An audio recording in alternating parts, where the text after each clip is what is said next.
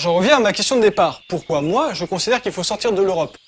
La raison principale, c'est que l'idée même d'une construction économique et politique supranationale est absurde. Ce qui ne fonctionne pas avec l'UE, c'est que l'idée même de définir une politique unique à plusieurs pays qui ont des cultures et des économies différentes est une idée dangereuse car elle répond à une logique universaliste. Pour le comprendre, on va distinguer deux notions. L'internationalisme, c'est une démarche qui vise à obtenir une coopération de tous les pays en vue d'objectifs définis. Ça peut consister par exemple à faire respecter au travers du droit international la Déclaration des droits de l'homme, ou encore dans une version plus moderne à définir des objectifs communs à l'humanité, comme la durabilité écologique. Mais ça n'implique pas d'idéologie politique, donc ça permet de respecter la pluralité et la diversité des pays.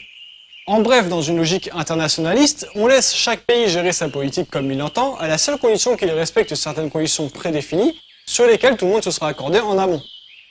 L'universalisme, en revanche, c'est une démarche qui vise à généraliser une idéologie unique, supposée supérieure à toutes les autres, de sorte à unir tous les pays dans un ensemble homogène. Ça consiste généralement à viser une hégémonie politique mondiale qui voudrait que tous les pays du monde adoptent une politique identique, indifféremment de si cette politique est en accord avec leur culture ou leurs pratiques.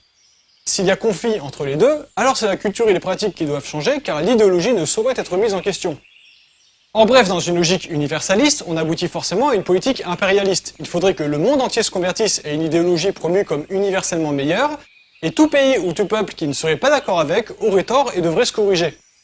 La différence entre ces deux logiques est en fait exactement la même qu'entre une ambition de laïcité et une ambition de domination religieuse. Dans le cas de la laïcité, on considère que toutes les croyances doivent coexister pacifiquement et qu'aucune ne doit être privilégiée par rapport à une autre. C'est-à-dire qu'aucune institution publique ne doit faire de l'appartenance à telle ou telle religion une condition à quoi que ce soit, ni en faire la promotion. Dans la pratique, ça revient par exemple à s'assurer qu'on ne condamne pas quelqu'un à une peine de prison plus grande juste parce qu'il aurait refusé de demander pardon au dieu du juge.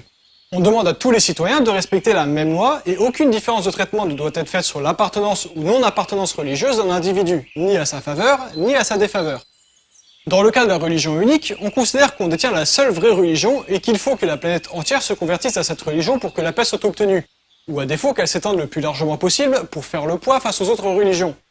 Dans la pratique, ça implique souvent de recourir à la contrainte, voire à la violence, car ceux qui n'adhéreront pas à la religion seront présumés dans l'erreur, puisque la religion sera tenue pour vraie, et donc assurer la paix religieuse impliquera de les forcer à corriger leurs torts. C'est exactement à cette seconde logique que répond l'Union européenne. Elle consiste à définir une politique unique, capitaliste et libérale en l'occurrence, soutenue comme la meilleure politique possible, qu'il s'agit dès lors d'imposer au monde entier pour assurer la paix mondiale, ou à défaut de l'étendre suffisamment pour faire le poids face aux autres blocs économiques du monde. C'est pourquoi quand l'Union européenne exige une réforme et qu'un peuple est contre, on s'empresse d'expliquer au peuple qu'il a tort parce que la doctrine ne saurait être questionnée. La réforme, elle, est toujours nécessaire et indispensable. Ceux qui ne l'acceptent pas posent un risque quant au bon fonctionnement des sociétés et doivent être écartés du débat. Souvent, on les accuse de faire le jeu d'une idéologie ennemie. Par exemple, on dira de quelqu'un qui veut sortir de l'OTAN qu'il est pro-Poutine, parce que c'est bien connu que ce qui n'est pas avec nous est contre nous. Loin d'être une démarche pacifique de coopération et d'entente entre les nations, le projet d'Union européenne est une démarche impérialiste qui implique de soumettre les peuples récalcitrants à des réformes dont ils ne veulent pas, du fait qu'on refusera systématiquement de remettre en cause l'idéologie qui est promue. C'est une logique particulièrement dangereuse, non seulement parce qu'elle implique de s'imposer par la contrainte, à coup de 49.3 par exemple, mais aussi parce que loin de promouvoir la paix, elle ne fait que provoquer en réaction la formation de grands blocs d'opposition. Et donc loin d'apaiser les tensions à l'échelle mondiale, elle ne fait que les porter à une échelle plus grande. Au lieu d'encourir le risque d'une guerre entre telle et telle nation, on encourt à présent le risque de guerre d'ampleur continentale. On se retrouve dans une configuration orwellienne du monde, avec pour seule différence qu'au lieu d'opposer l'Eurasia, l'Estasia et l'Océania, elle oppose des blocs de civilisation, théorisés par Samuel Huntington, qui sont le bloc islamique, le bloc occidental, le bloc orthodoxe, le bloc chinois, etc., etc. Et cette confrontation de grande échelle pourrait un jour impliquer des conséquences absolument catastrophiques compte tenu de la dangerosité des armements dont on dispose aujourd'hui. Donc non, le projet d'une Union européenne, dans le fondement même de sa démarche, n'est pas un projet pacifique de coopération internationale. Il est tout le contraire, c'est un projet universaliste et donc impérialiste aux implications dangereuses, puisqu'il propose qu'il existerait une vérité politique universellement valide, que le sens de l'histoire conduirait nécessairement réaliser comme un aboutissement inévitable. C'est précisément en vertu de cette logique qu'on nous rabâche continuellement cet argument selon lequel la mondialisation serait un état de fait, qu'elle serait incontournable et qu'il faudrait forcément s'y adapter. Donc toute réforme libérale mondialiste est une réforme nécessaire, inévitable, dont on explique au peuple que s'il ne l'accepte pas comme telle, c'est qu'il n'a pas bien compris à quel point il est absurde de questionner l'idéologie à laquelle elle répond. C'est un sophisme vieux comme le monde qu'on appelle un argument naturaliste, forme de rhétorique qui a d'ailleurs toujours légitimé les discours dominants au cours de l'histoire. Souvent associé à l'idée que telle ou telle organisation sociale reflèterait l'ordre naturel des choses, ou encore qu'elle reflèterait sur Terre l'ordre céleste de telle ou telle religion. Or justement, la société humaine est indéterminée par nature. Il n'existe pas de société ultime, de sens de l'histoire ou d'aboutissement final d'un progrès social.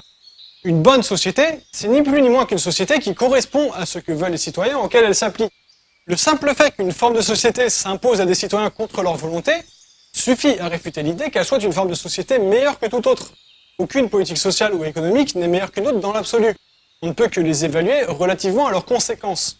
Soit elles conviennent au peuple et produisent de bons résultats, auquel cas elles sont bonnes, soit ce n'est pas le cas et elles ne le sont pas.